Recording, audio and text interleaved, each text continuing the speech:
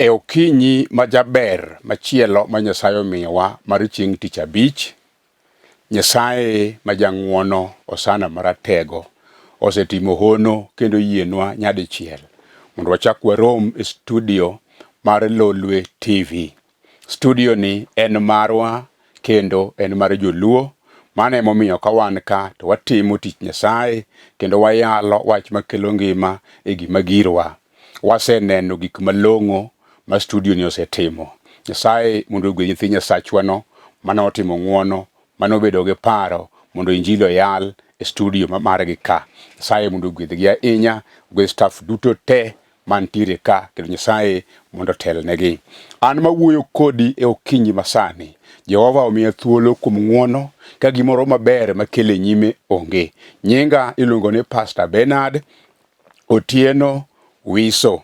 An wuod Kochia Makamenya e tie got Nyalianga Primary School e pap Kamadanga. An nyakwarore ka Wiso. Nyasaye maratego, Nyasaye matimo ng'uono, Nyasaye maparo miere, Nyasaye maparo nyithinde moserem kendo lal.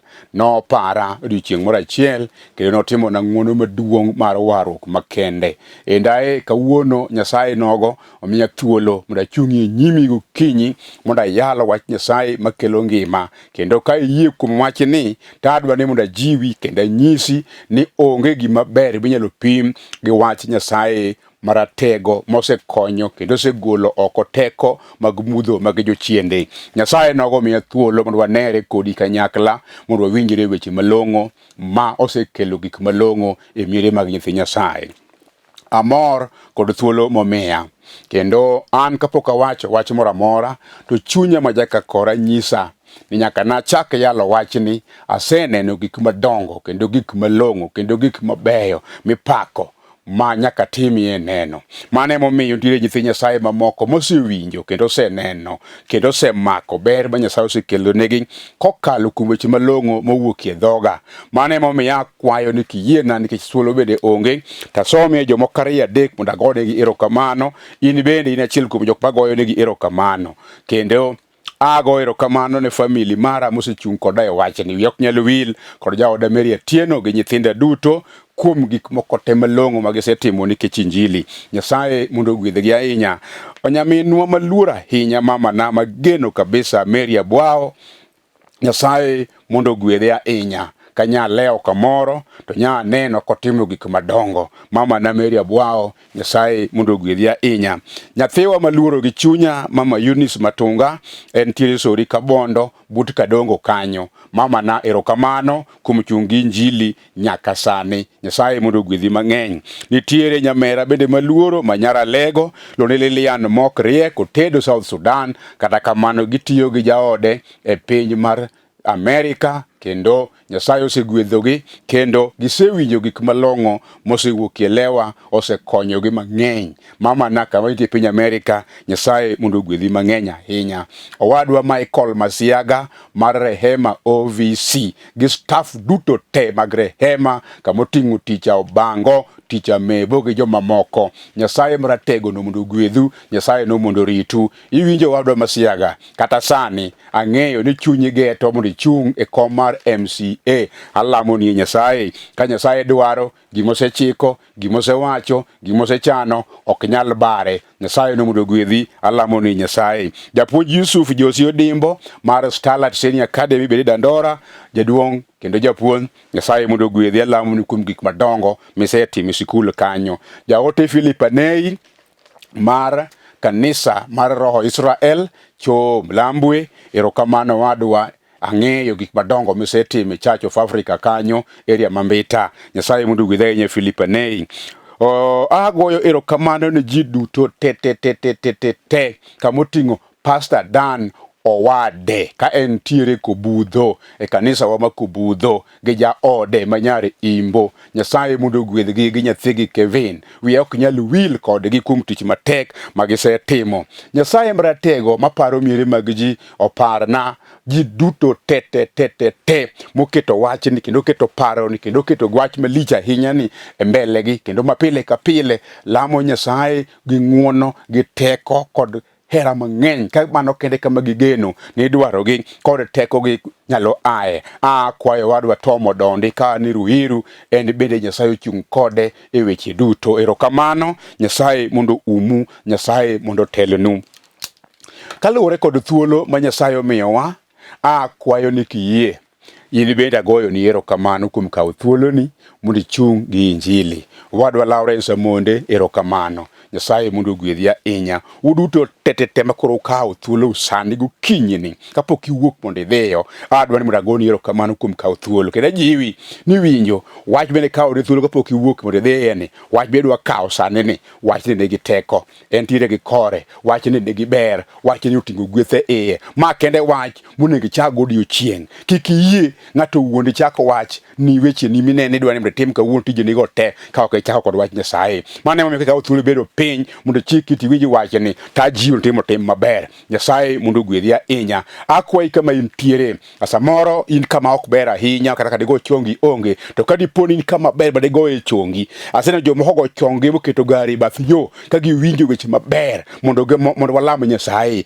Jomoko oseng'iso kata jok magine go ni winji injili koro biro, kendo injili mar nengo, injili matimo gik madongo ma igo chongo gi piny kanyakla mondo giwinji wach Nyasaye mwayalo kendo mawalamo. Erokamano wadwa, erokamano nyaminwa kuom kawo thuolo chal kod mano. Gaga chongi kama intiere, gaga chongi Nyasaye maratego dwa timoni gimoro. Wach ni eri ibolruokne, itimruokne nono. Jok mobolore ne jok motimore nono nwang'o gimoro e wach kendo yudo gweth makende. Omiyo akwayi ni go chongi kama intie mondo nwang' wach maber makelo ngima.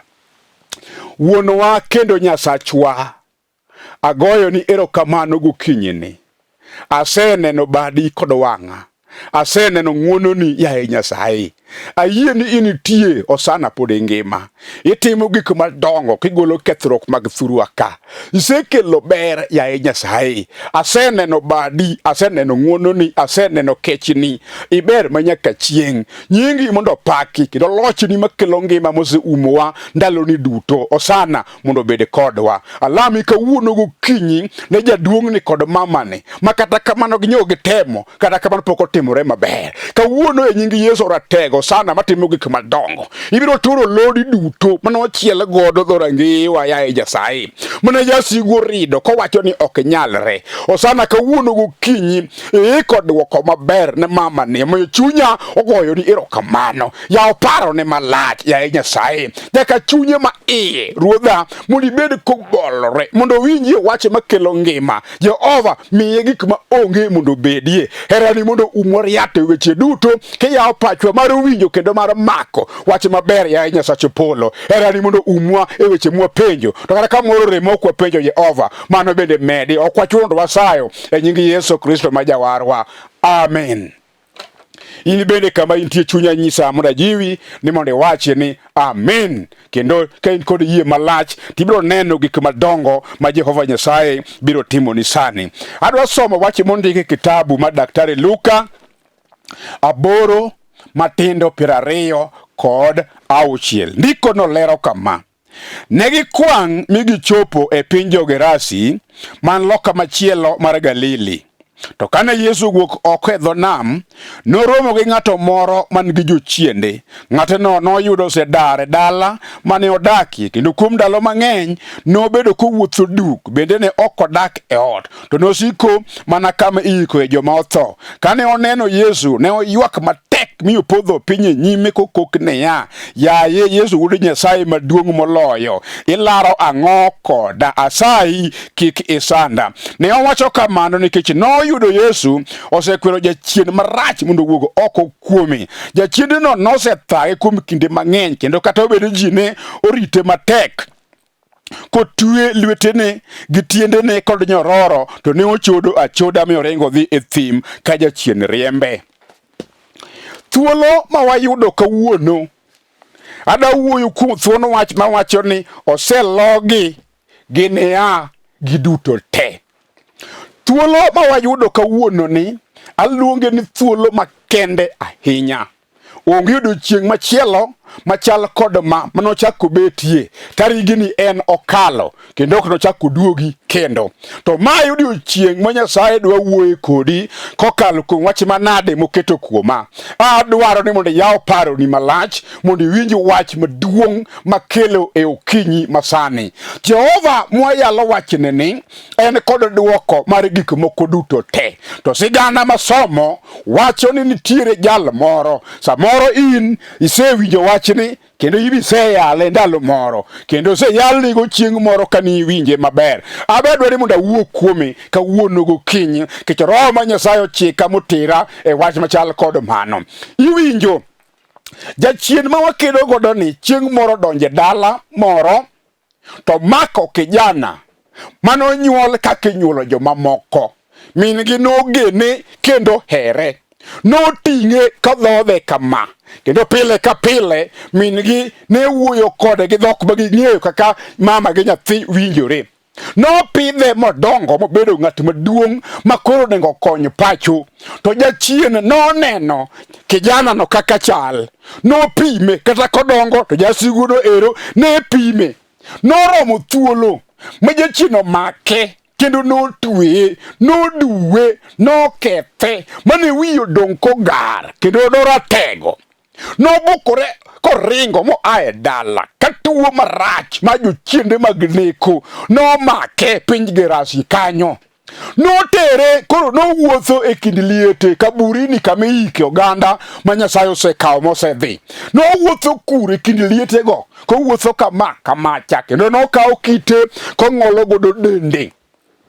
Ng'ama ne nyalo koro tieko tweye ne onge. Nomoko matek koleo ka nogoyo koko kanyo.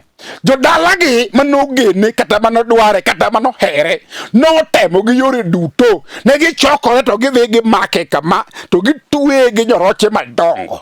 To winjie niya, kada ne otweye kamano to nonyalo chodo nyororo maduong' motwe matek kendo jochiende ne sembe kasande. Nodong' kare kende ka ng'ama nyalo koro konye ne onge. Jodalagi nologo ni yawa wasetemo gi yore duto motamowa. Nyathiwa ni en go eto koro dong' ka nyalo setame. Gima de wang' wakony koro onge. Ne gichwado lwetgi ni onge gima long'o ma ginyalo konyo godo nyathi gima nyogi geno kendo gihero. Ne giweyo wachno ni koro ok nyalre. To winji chieng' onogo mawuoye ni Yesu lor gi jopuonjre ne e yie kendo sama ne giloro nogo to jalni onenogi. Jochiende mane nie iye modhuro ne nyalo wuoyo kong'eyo ni ma koro biro ni opogore gi jodalawa kendo opogore oganda manyosebedo ka twewa gi nyororo. Ok ochal kod wuonwa mang'ane, bedo opogore kod owadwa mang'ane, bende kang'iye to ok en kaka ji ma waseromogo. Jalni ratego eto loyowa kod teko. Mane omiyo biro kod wach wacho ni oselogi gini giduto te. Awacho ni karamo sama ne gineno Yesu simba jaler omuga man kod teko mang'ongo, ne gigoyo sarut ka giwacho kawuono waromo kod jal mohewowa. Jochiende gogo nochako goyo nduru ka ywak to giluongo nying Yesu ka giwacho no sana. Iwinjo? Aya Yesu isebiro, kik isandwa. Isebiro, kik igolwa. Isebiro, kik ithagwa. Iwinjo? Jochiende go karo ng'eyo nyaka Yesu. Jochiende go ng'eyo nyaka teko ma jodalau nigo. Jochiende go ng'eyo nyaka teko ma nyuolani nigo. Jochiende go ng'eyo nyaka teko mosiepeni nigo. Jochiende go ng'eyo nyaka teko ma in bende inigo. To kada gineno Yesu to ne gisarende ka giwacho niya, jal ma koro biro ni to loyowa kod teko. Opogore. Winji, kamiseteme no ber ndi ok rach. Kata kamano be isetemo wachno gi Yesu simba jaler Hosana mamarwa matimo gik madongo kokelo gik ma onge to betie. Sama jochiende maricho mag neko nonene, jogo noting'o badgi. Jochiende oting'o badgi ni ma to loyowa. Eka Yesu nowacho wach matin kende, aiuru kuom ng'atni. Sama nowuoyo kowacho kamano to change modonjo. Janeko ma wiye okethore, ma wiye ogar. Yesu wuoya kende to neko ringo. Jochiende madala gi noringo dhi. Owuga ni odong' ka koro ngima. En bedo pako nying Jehova man kod teko. Akelo ni wache mawacho ne ya gibiro a oselogi. Kawuono gibiro a oselogi. We mwana some wach ma Isaya bende wuoye e kitabu mar Isaya 14 matindo 25. Wacho niya, oseneg jo-Asuria manie pinya. Ananeg jo-Asuria manie pinya, kendo nanyon gi piny gi tienda e godena. Eka nagol jok ma ruodh Asuria oketo kuom joga, kendo nagony ting' mapek mane omiyogi. Isaya bende neno wach moro higni mathoth kapok Yesu onyuol. To koro ni kata obedo nyithind Israel, jo-Asuria osemako monyono piny gi tielo, mokawo jok maduong' mokete ng'utgi. Giwuotho ka gionge thuolo, kendo paro maber mane gin go kane gichako dak ka gingima. Jo-Asuria oseketho moduwo monjao, ma jo-Israel odong' komakore kama, ka onge thuolo, onge ber, onge wach malong'o ma ginyalo bedo go. To kawuono Nyasaye mwayalo wachne miyo jo-Israel geno manyoserumo, motore, mokethore. Owacho nang'o?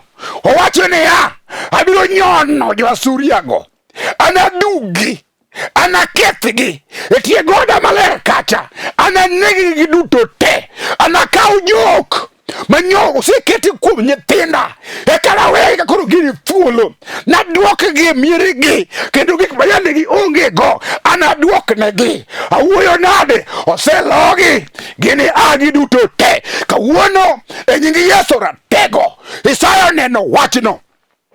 Isaya jiwowa ni kata obedo ni tek manade, thuolo oseyudore. Kawuono mwanenore kodi sani, akelo geno manyose rumo. Ok ang'eyo chandruok kod pek mikadhe kawuono gokinyi. Bende ok ang'eyo kaka isewuotho mondo inuang' yot e wach mosethagino. Samoro wachni osemiyo idhi nyaka ir ajuoke madongo ma umgi olak e pinyni. Samoro wachni osemiyo sama nisomo to nibedo kod paro ni kitieko sikul miyudo digri tibiro nwang'o tich. Jochiendego nogweyo paro mane in godo no molal chutho. Kawuono idong' kigwonyori kod pado kaonge gima long'o minyalo siemo ni setimo. Winji, pok okethore. Osana maluongo nyinge wacho niya, thuolo yudore. Jo-Asuria, jochiende gogo manochung' e wechewa mag ber, manoketho paro maliw mane wan go, e nying Yesu ratego kawuono Osana biro nyonogi kod tielo. Enodure kodgi kaka nodure kod jo-Asuria. Iwinjo, jochiende go ng'eyo nying Yesu ratego, mane omiyo giywak ka gineno Yesu kabiro kod teko mang'ongo. Isaya wacho niya, to mano ng'a mabiro ka lepe otimo remo, to duoko niya, mano an Yesu Simba. Aseluora kendo ne atiekora gi wasigu, asenyonogi piny ma rembgi okirore kuoma. Awacho ni karamo chutho, pok okethore maditam Jehova, pok oduore maditam Jehova, pok otimore marach maditam Jehova. Kata bed ni otek machalo nade, kawuono Yesu biro kod teko mang'ongo. Odwa duwo jochiende mag tuoche mag okimi mosedagi ni ok nyal dhi, jochiende mag kansa mosedagi momiyo mwandu manye un gi dala oserumo mogo arambe duto te mapok oromo mondo biro thiedhi godo. Yesu mwayalo wachne ok bi thiedho wachno, to biro chango nyadichiel, nikech mano e kaka otiyo. Osana tiyo ka waling' aling'a. Osana tiyo ka wan joneno. Osana tiyo ka wan jotim neno ni onyalo, otimo, ogwedho, oting'o malo kendo chango gik matek te mosetamowa. Wan wewegi wane motamowa. Yesu mwayalo wachne ok notam.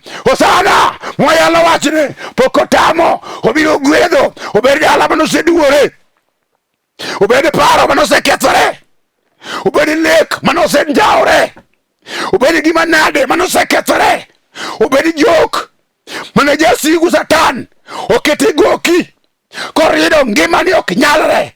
Kawuono adwaro wach kodi kanyakla, biro nyalore, gima notame onge. Wach ni biro nyalore, bed kod yie ni biro nyalore. Obed dala, obed paro, obed ngima, obed lek, obed gima nade mane in go. Kaka ne chako ni wacho weche moko kuom wachno, ni koro weche moko kuom wachno, jasigu nowinji kakikoro wachno, jasigu noneno chenro mane in go, noneni kindiko weche moko migombo ni mondo itim. Eka nobiro gi okang'eyi, nopado wachno modok katoki. Kawuono kakichaki onge. Iwinjo mamana jaduong', akedo ni wachni mondo iwinji. Ok marido tek malo jo-Gerasi, marido ok tek malo jo-Suria, marido ok tek manyalo loyo jo-Israel ka jo-Misri omako moduwo modwanyo maka gichaki onge. Marino ok nyal bedo matek malo mar Jeftha, marino ok nyal bedo matek malo mar Daniel manyomaki monyum e bur sibuoche nikech ochungo injili kodagi ni okoloki. Marino ok bedo matek malo yawuot Juda adek manyoramo ni injili ogiloki nyaka kar tho. Osana to ka ng'ato ramo kuome to yudo gik malong'o e nying Yesu ratego. Kawuono wakelo ni gweth, kawuono akelo ni geno, kawuono akelo ni loch maka Jehova. Osana wacho niya, oseloyo gite, oseloyo gite, oseloyo gite.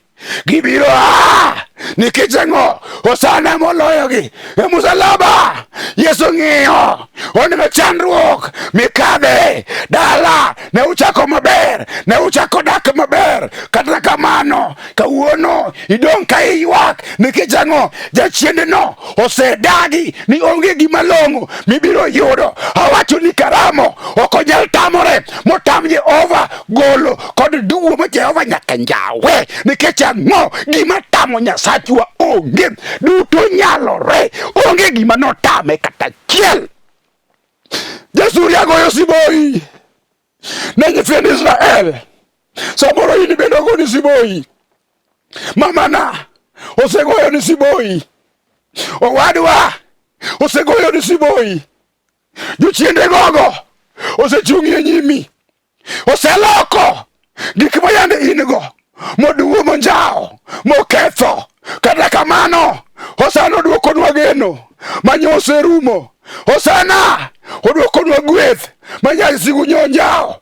Osana oduoko gik moko te nikech ang'o? Oselogi ayanga ka ji neno. Chieng' moro Yesu wamwayalo, chieng' moro Nyasaye Maratego oloyo Farao e lela ka ji neno. Apako nying Yesu Ratego manyalo loyo gimochung'i e nyimi. Ok ang'eyo ni en ang'o, kata obed kuong' mag anyuola Osana oloyo, obed thagruok machalo nade mare mifwadhi Osana oloyo, obed wach mane matek Osana oloyo. Gibiro ringo, gibiro kawuono gini adwaro ikaw wachni mondo obed mari. Wachno biro obed thagruok, biro obed kuong' mar anyuola, biro obed dhier mogoyo kom, biro obed kes modonjni to tamore, biro obed chenro misebedo go mokethore. Kawuono Osana oseloyo mano, biro timore nikech ang'o? Yesu wano emane kod duoko, onge gima osetame. Ok ang'eyo wach mikadhe sani, ok ang'eyo. To wach achiel ema ang'eyo, no Osana oseloyo wachno. Wach chalo nade? Osana osekelo duoko, gima notame onge. Iwinjo? Nikech awacho wach ni bolruokne, bolriene mondo igo chongi piny. Walam Nyasaye mondo ine ka Jehova dhi timo ono sani. Nyasaye odak e wi ono, odhi timo, odhi yawo yo kama yo onge. Gayacho gi piny mondo walam Jehova. Ibiro neno gik madongo mosana biro timo. Nyasachwa kendo wuonwa, wabiro nyimi kendo nyadichiel. Osana seneni kaka chalo, kata be nyoridore majasigu norido matek. Jochiende go nogo siboi kawacho ni ok nyalre. Negitweyo kuonde mane waparo ni berre nyalo wuoke, negiduwo maginjao mabadong' nono. Osana nyathi kich ni nene kama onene pek, chiliel inene kama pek nitie, jaduong' ni inene kama ok onyalieno, mama ni inene kama pek nitie. Akwayi sani, osana chung' kode, miye kwe, keth loch duto te mag jasigu, logi duto yaye Nyasaye, ikel kwe kod ber. Wane badi yaye Nyasach polo, wayie ni setimo nikech walamo ka wayie e nying Yesu Kristo ma jawarwa, amen.